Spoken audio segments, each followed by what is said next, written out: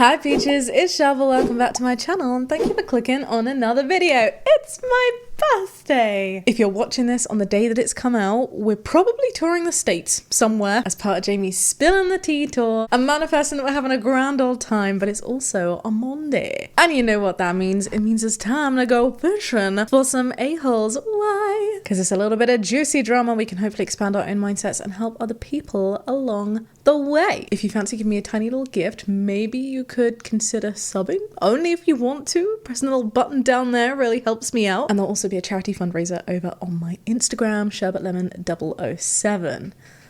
Hey friend, what's this? A birthday gift for me? Surfshark and the Beanstalk?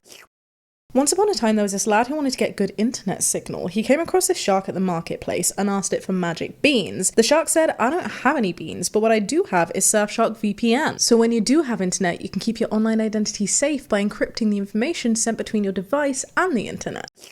Jack asked, what does that mean? And the shark said, well, Surfshark VPN masks your IP address to keep you safe and means that you can unblock content library and streaming services from other countries, and you can watch your favourite shows even when you're at the top of the beanstalk. And Jack was like, what beanstalk? And Surfshark was like, that one over there. So Jack climbed it and found great signal, but didn't know this mean old giant was also online trying to mess with Jack's info.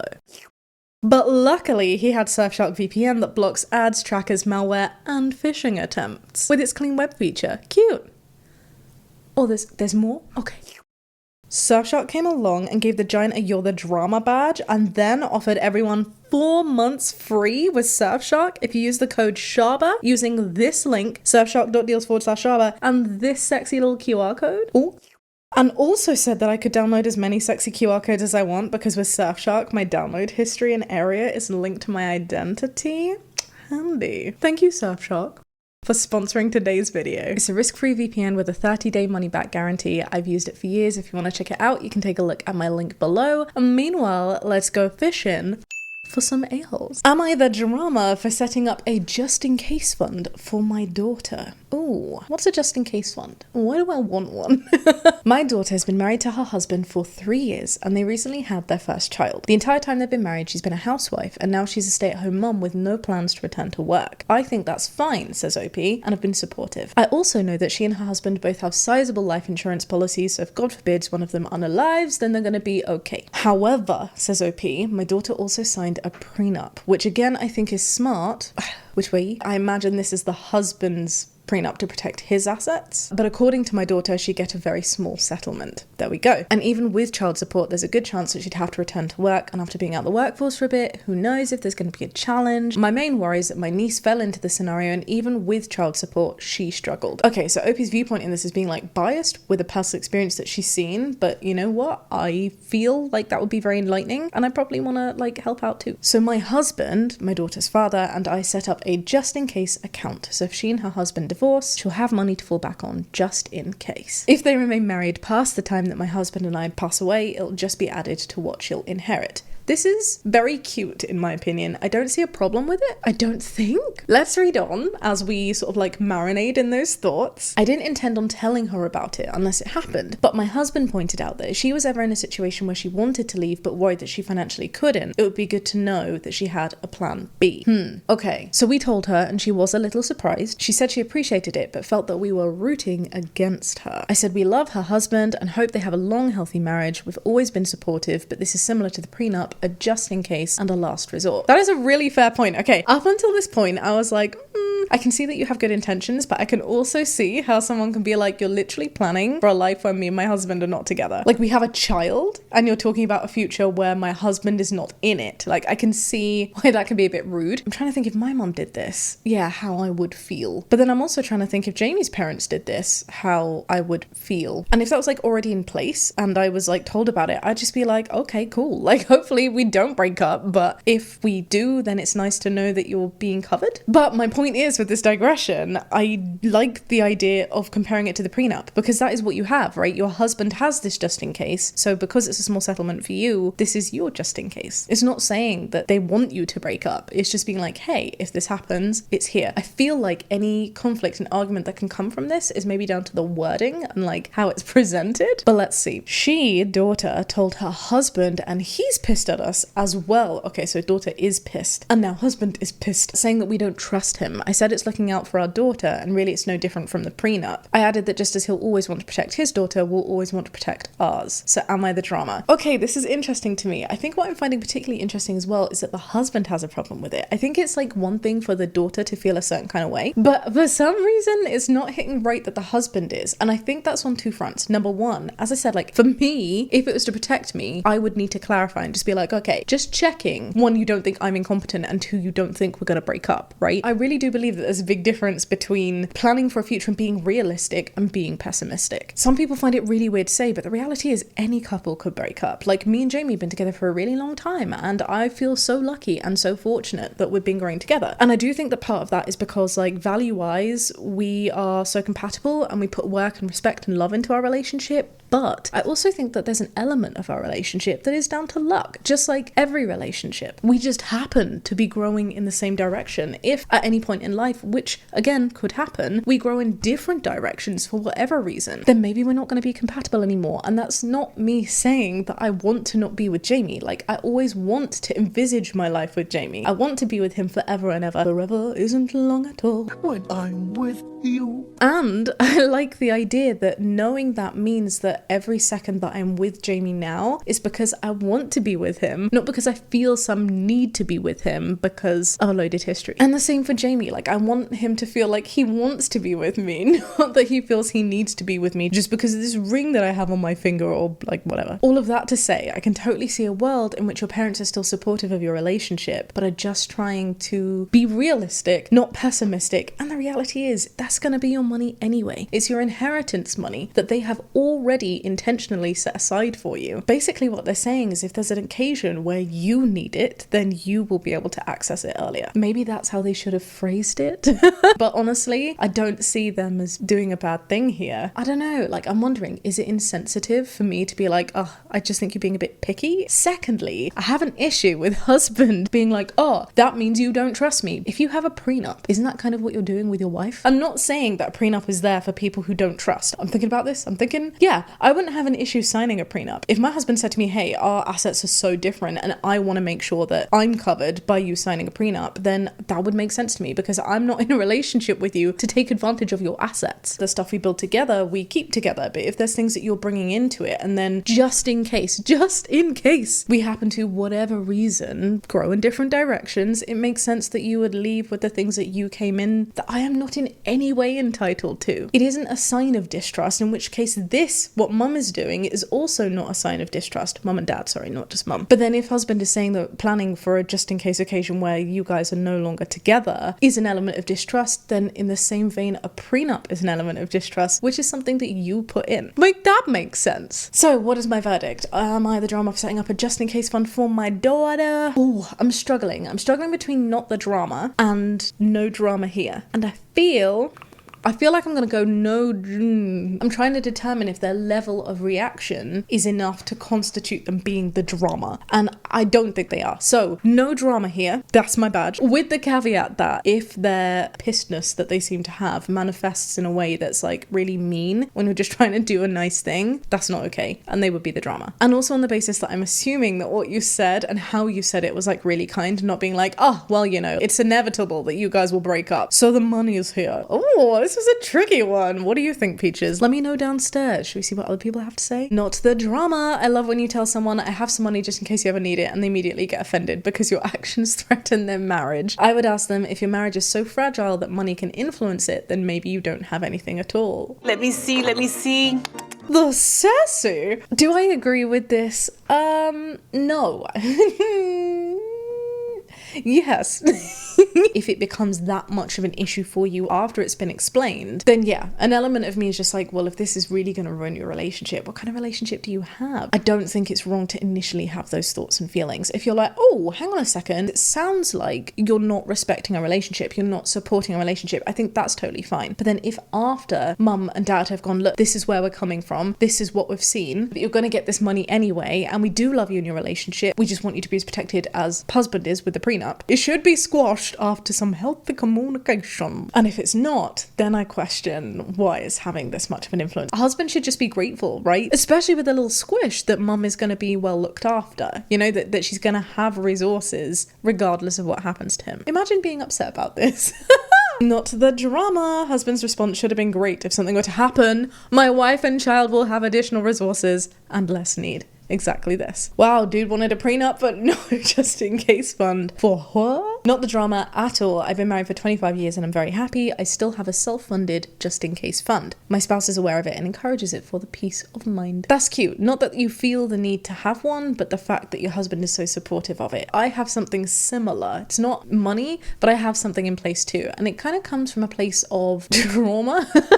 Doesn't everything, but just this feeling of like being insecure. And although I trust Jamie implicitly, I also really trust myself, and it's okay to want to have small measures in place as long as they're not impacting your overall life and your ability and your means to be able to provide for you and your loved ones now. Then I don't see any harm in it. If it's a way to mitigate and manage anxieties that may have stemmed from like past situations, isn't that a good thing? This might be such a terrible comparison, but you know how Shaaba brain takes things and applies them to different scenarios? I am not a conspiracy theorist, but I don't know if this is like just a me thing, I often think like, oh, what if there's a zombie apocalypse? What if there's just like the end of the world? We laugh or else we cry. But my thoughts are like, sometimes I'll have like a can of sweet corn that I bought from the shops or whatever, and I'll be like, this has an expiration date many, many years from now, and that's really useful, just in case. I'm not willing a zombie apocalypse. I really don't want the end of the world to occur, but would I be lying if I didn't say that in a weird way that little tiny can of sweet corn gives me some comfort? But that is very different to being like a full-on doomsday prepper where my life now, my day-to-day living,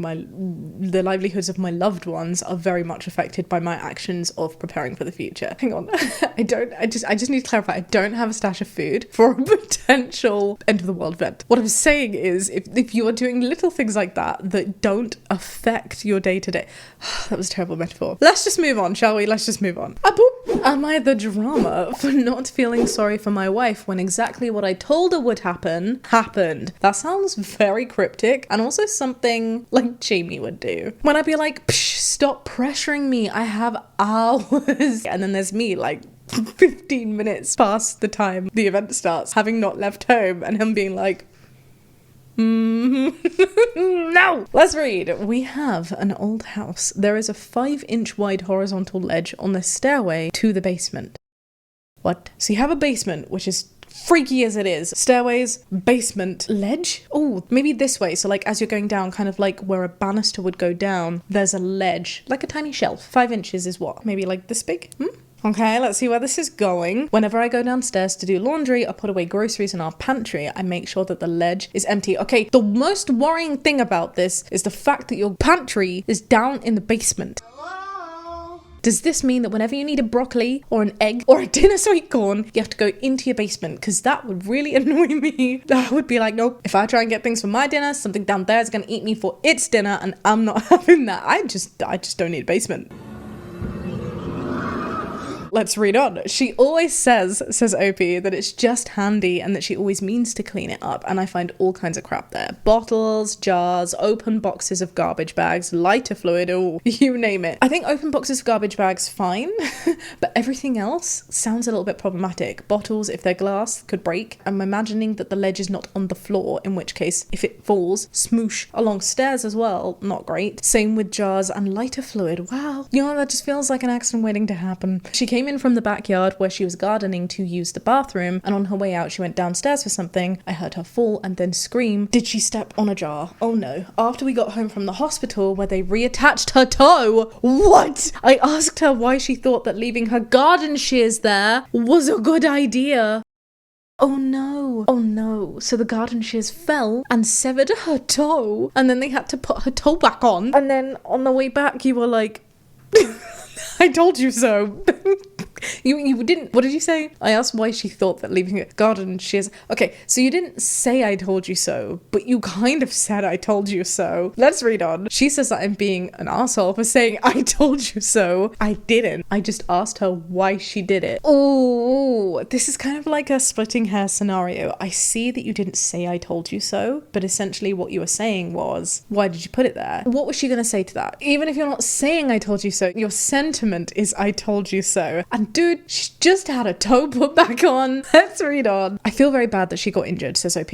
I truly believe you. I feel terrible that she feels dumb for leaving a heavy, sharp object where it could fall easily. I feel crap that I didn't see them in time to put them somewhere safe. That's not your fault. To be fair, she was a little bit silly for doing it, so if she's feeling dumb, it's not for you to feel terrible for. Like, you can feel bad, but at the same time, that's her responsibility. What's the saying? Play stupid games, win stupid prizes. Which sounds super harsh. I'm not willing this on anybody. I'm not saying that she deserved it in any way. I'm just saying if she's feeling some kind of way, it's because a consequence has happened that she has been warned to try and avoid. None of that means that what happened wasn't entirely predictable and entirely her fault. Sure, once again for the cheap seat, I did not say I told you so, but you kind of did, babe. Am I the drama for asking about her thought process? I'm gonna say everybody sucks here. That is my bad. Hear me out. I know you didn't say I told you so. I really do feel that wife has had a rough day. She's just been reunited with her toe. We know that it's her fault. She knows that it's her fault. You know that it's her fault. But do we need to say that it's her fault right now? Is that what she needs to hear? That's my number one point. Sometimes things don't need to be said. My therapist told me this when I was so hung up on the idea of wanting to be reassured by somebody I was trying to protect. And I was like, God, inevitably, this bad thing's gonna happen and there's nothing that I can do to stop it. And then the thing happened and I wanted to bring it up and there was me, see, not saying I told you so, but essentially trying to manifest a way, right? Like trying to find a way to have somebody else reassure me, yes,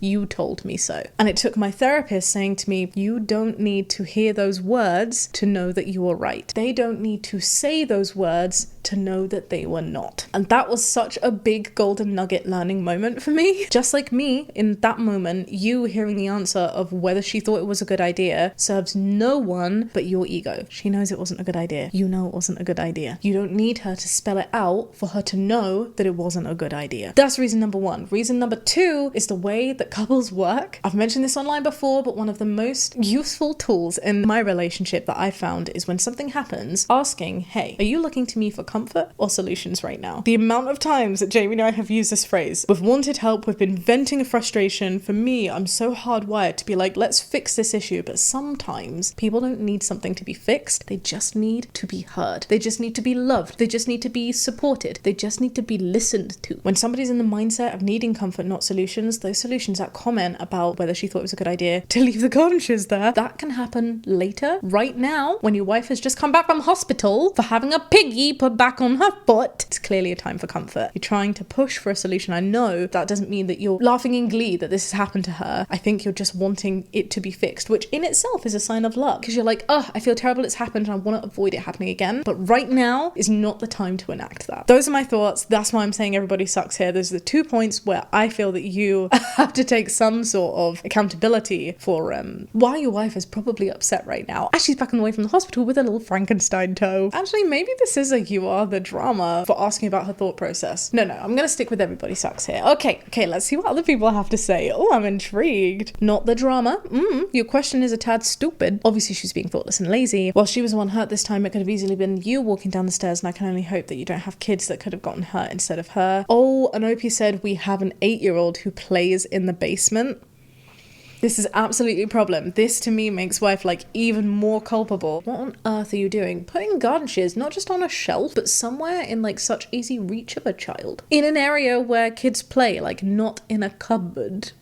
This person has gone on to say you are not the drama. As a parent, that's straight negligence to leave that stuff around a child. Almost I totally agree with all of these points, and that wife was very silly to have done what she did. Your question was, were you the drama to ask the question at the time that you did? And I think you know that you were not right to to be asking it then. So none of this really negates the fact that you are still the drama for asking if it was a good idea. It clearly wasn't a good idea. And honestly, I think your wife, who's gone through the physical ordeal that she has, knows better than you that was not a good idea. You are the drama. Yes, you're right, but partners don't kick each other when they're down. She learned her lesson. She also learned that you are more interested in being right than in supporting her. I think that's really harsh, but I do understand where it's coming from. In this moment, your role as a partner was to support and be there as a loving friend, not an advisor. Not the drama. Maybe you could have waited a while before asking, but it's a fair and important question. I don't think it's an important question at all. We all know the answer to that question, babe. So the only real question is, why are you asking it? We're time to care about being right. Everybody sucks here. How do two grown adults both repeatedly see an obvious safety hazard and not think, so how do we fix to make it safer? That is a real good point and a wonderful point to end this story on. Now is a really good way for you guys to have a chat about how do we make sure that this, what's happened to you right now, doesn't happen again. Let's work together, especially for the interest of our little squish. Important question, which piggy? One of them went to market, so that narrows it down. No, internet. Flip. Am I the drama for telling my family that I won't go to celebration dinner for my sister since I think it's pathetic and a waste of time? Ouch. If I was your sister, I'd be a little hurt right now just by that title alone. I'm intrigued. Let's go. My sister is much more athletic than academic. We used to share a room and she never studied. I went to college this year and she's a junior in high school. How many times have we done this and talked about things like college and high school? Numbers don't work with my brain anyway, but this schooling system in America, I'm gonna assume that this is like A-level and university. Last month, my parents were informed that she probably will need summer school since she was failing her classes. She wasn't turning in her work, she was going in our parents' emails and deleting anything from the school. Oh, sneaky. It was a whole thing and she was able to make up assignments that she didn't do. Okay, so she's given a second chance. She's now averaging a C. Good. That's good. They're having a celebration dinner for her this Friday. I can't remember any time that I had a dinner for anything good grades. I'm hearing that you're bitter. I got into honor society and nothing. I got all A's in college classes this year and still nothing. Very bitter. You cute little lemon, I see you. My parents told me to come on Friday and I told them no, I won't be celebrating with them. I actually find it insulting that she's getting celebrated for doing her homework at 16. This resulted in an argument. By the end, I told them that I find it pathetic and a waste of time. So am I the drama for saying that you're not going to go to the celebration dinner? Yes. Yes, you are the drama. That is my badge. Woo! I feel like we've got a lot of verdicts and not the drama here today. Okay, I hear you, OP. You have been an awesome, hardworking, amazing student. You've done so much and your parents have not recognized that. And yet your sister, who has done significantly less and caused them problem after problem and who's just scraping by, that deserves a celebration. Whereas you have done something really good and really effortful and really high achieving with your grades. Straight A's is very different to a C when you've also like done questionable things like trying to hide it from your parents and causing them stress in that way. Like, I get it. You're feeling underappreciated. I would too. At the same time, do we not feel that there's like a problem in comparing the two achievements? We are not the same people. As you said right at the beginning, your sister's much more athletic than she is academic. You've gone on to uni, you've got all A's. I'm so happy for you. Are you more academic than athletic? Even if you're not, like for whatever reason, it may be that you're just more suited to academics than your sister is. And in which case, school can be difficult, dude. I am one of those people that's like naturally more academic than athletic. However, if you ask me to play football, I'd find that really freaking difficult.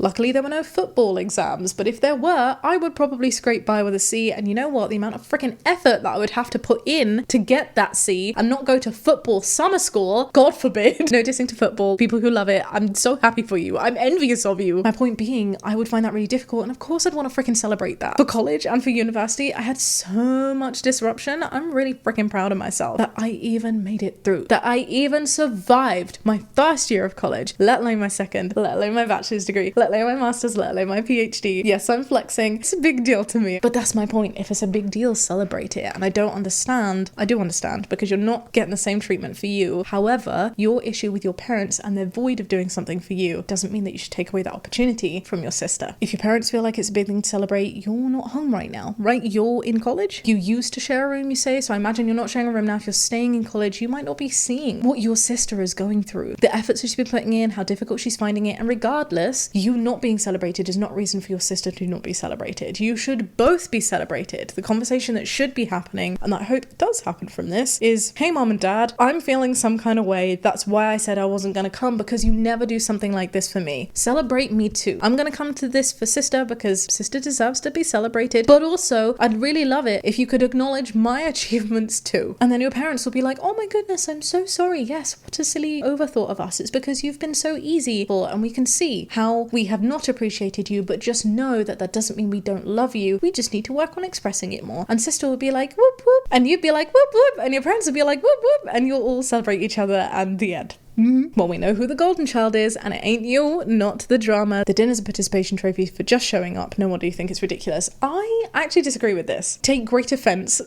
on sister's behalf for saying that the dinner is like a participation trophy, because who are you to say that? Sister was about to have to do summer school. Sister was failing classes, and she dragged her ass from failing to a C, which is a passing grade in a short amount of time with a second chance. And that's actually like quite a big feat. I don't think it's very fair to like diss someone for that, or to put down their efforts. I think that's ridiculous, and I think you're rude. Commenter, do better. Info, what are they celebrating? OP says not going to summer school and getting a C. The same person asks, does she have some kind of learning disability or another issue? And OP says no, she just didn't turn stuff in, so she was failing. I don't really know what like the reason for this question is. Even if it's not a learning disability, I guess it's like, what is your definition of other issues? Somebody just might not be very academic. Some people might be going through something really unsettling. Some people might have drama, relationship issues, friendship issues, bullying, undiagnosed disabilities that they don't even know about, like me going through my entire teenage life being like, why the frick am I just so lazy and unproductive? Why does everything take me so long? It is not for you to try and justify why somebody finds things difficult or like how they've managed to drag that up, but not going to summer school for failing and getting a C, that's a big deal, dude. Be a supportive sister, be a supportive loved one, and celebrate. You don't have to be fair, but I really do maintain that your issue here is not with sister. Your issue is with parents, and it's unfair that your sister would end up being collateral damage in that conversation. Not the drama, you are hurt. Your parents have been protecting your sister from your academic prowess, but it seems that they forgot to ensure that you knew how much they admired your achievements. They've totally let you down by the sounds of it. I do agree with that, but again, that goes to just what I said, that your issue is with your parents, not with your sister. And so I do think you are the drama for calling this occasion pathetic for your sister. She doesn't deserve that. It is neither pathetic nor a waste of time for her to have a celebration dinner, but it is unfair for you to not have the same treatment, not the drama. Again, totally agree, but I do disagree with that verdict because it's the parents' fault. It's not the sister's fault. So go to the dinner, have another dinner. Life is too short, dude. Have fun. Have 2 celebrations. Be a happy family where you all feel safe enough to share things with each other that are important to you and celebrate things with each other, because you're all going through your own things and you're all winning. Your sister doesn't have to go to summer school. Celebrate. You're smashing it at uni, babe. Celebrate. Your parents have 2 awesome kids who are doing really good things. Celebrate. All right, one more. Am I the drama for not liking the name Kylie and it leading to an argument with my wife? Kylie. I hear it and I know. And I also now think of Kylie Jenner, which is really interesting, like how society does that. Wow. My wife and I are expecting our first daughter. She's been dead set on naming her Kylie, and I find this to be an undesirable and strange name because it reminds me too much of an adjective. Whoa. Kylie? I'm so confused. Adjective is not the word that I expected to come up there. Like fuzzy, silly, happy. Are you as confused as I am? I feel like it's a word that describes someone who is Kyle-like. Oh, wait. Like fuzzy is something that's fuzz-like. So like Kyle-y.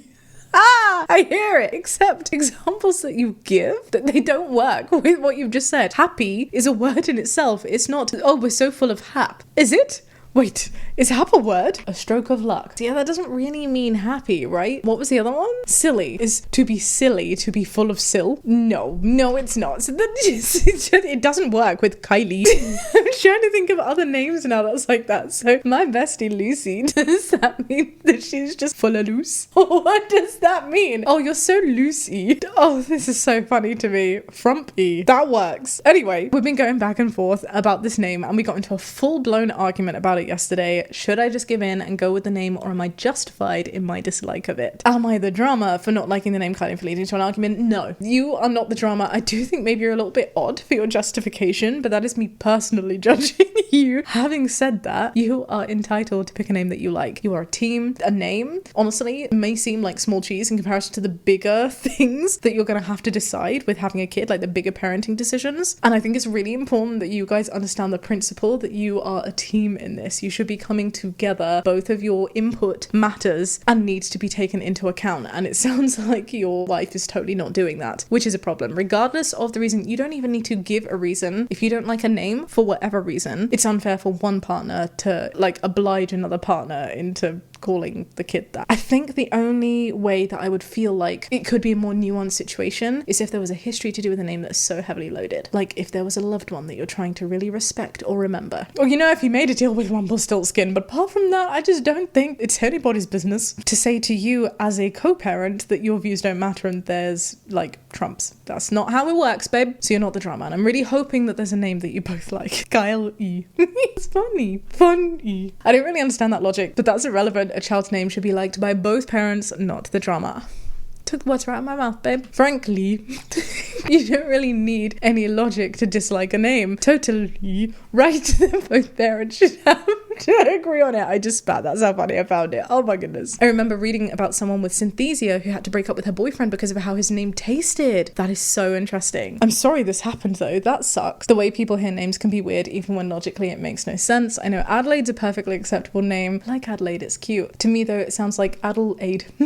A potion to remedy confusion in a video game. I love that. Honestly, things like that would make me want to call my child Adelaide more. Brains are weird. I wouldn't necessarily say stupid. I hear you. There is a name that's really high up on our baby list and I can't share it. I love it so much, but there's an element of me that doesn't like it because part of it sounds like a word with a negative connotation. This isn't the name, but like I really like the name Eno, but it has no in it and I'm like, oh no, what if we're like manifesting bad energy? Silly brains, it's a beautiful name. That's funny, but my grandma's name was Adelaide. When life gives you Adels, make Adelaide. I love this. I feel like Adelaide needs to be on our list now. I really, really love that. My name is Valerie and now I'm questioning everything. To be filled with valor. Isn't valor a good thing? Yeah. Great courage in the face of danger, especially in battle. Yes, Valerie. I knew a Carl who dated one of my friends. He was nice to me but treated her kind of lousy, and that's my Carl story. That's a huge part of naming your child, to be fair. A name can be wonderful, but if you know someone who has that name and they're not a nice person, that taints the name. Not the drama. It sounds like your wife just can't get the name out of her head. La la la la la. Not the drama. This was a fun episode. Do you agree with my verdicts, peaches? Let me know. If you enjoyed this video, give it a thumbs up, subscribe if you'd like to see more as a little birthday treat, and be sure to take a look at Surfshark. The details are downstairs in the description area. I'll catch you next time with another video. Be kind and have a great day.